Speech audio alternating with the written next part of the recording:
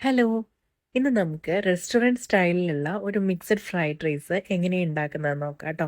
Fried rice ഉണ്ടാക്കുമ്പോൾ ഏറ്റവും കൂടുതൽ ശ്രദ്ധിക്കേണ്ട കാര്യം എന്താണെന്ന് വെച്ചാൽ അതിൽ നമ്മൾ ആഡ് ചെയ്യുന്ന ഒന്നും തന്നെ റൈസ് ആയാലും വെജിറ്റബിൾസ് ആയാലും ഒന്നും തന്നെ ഓവർ കുക്കായി പോകാൻ പാടില്ല.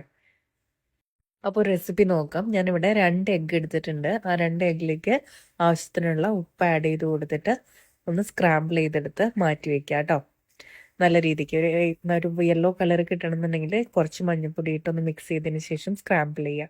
ഇതേ പാനിലേക്ക് തന്നെ ഞാൻ ചിക്കൻ വളരെ ചെറുതായിട്ട് ചോപ്പ് ചെയ്തെടുത്തിട്ട് സോയാ സോസും കൂടി ആഡ് ചെയ്ത് കൊടുത്ത് ഒന്ന് കുക്ക് ചെയ്തെടുത്തിട്ടുണ്ട്. ഓവർ കുക്ക് ആവേണ്ട ആവശ്യമില്ല കേട്ടോ.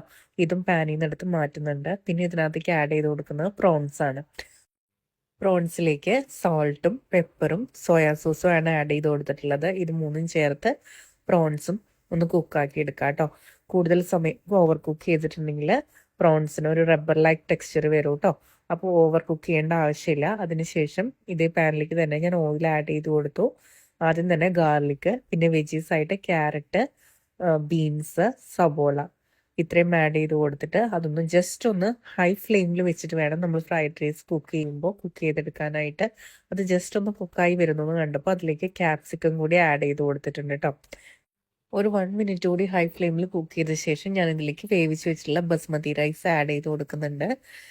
റൈസ് കുക്ക് ചെയ്യുമ്പോൾ പ്രത്യേകിച്ചും ശ്രദ്ധിക്കേണ്ട കാര്യം ഒരു 85 to 90% മാത്രമേ ഫ്രൈഡ് റൈസിന് വേണ്ടിയിട്ട് കുക്ക് ആവാൻ പാടുള്ളൂ.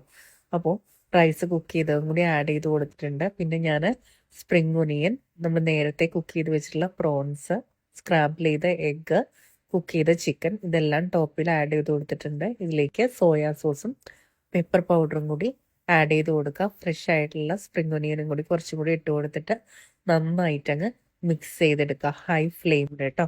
ഒരു 2 to 3 മിനിറ്റ്സ് ഹൈ ഫ്ലെയിമിൽ വെച്ച് കുക്ക് ചെയ്ത് കഴിഞ്ഞിട്ടുണ്ടെങ്കിൽ റെസ്റ്റോറൻറ്റ് സ്റ്റൈലിലുള്ള ഒരു ഫ്രൈഡ് റൈസ് തന്നെ കിട്ടും കേട്ടോ. അപ്പോൾ എല്ലാവരും മസ്റ്റായിട്ട് ട്രൈ ചെയ്ത് നോക്കൂ. ഫീഡ്ബാക്സ് പറയാൻ മറക്കരുത് കേട്ടോ.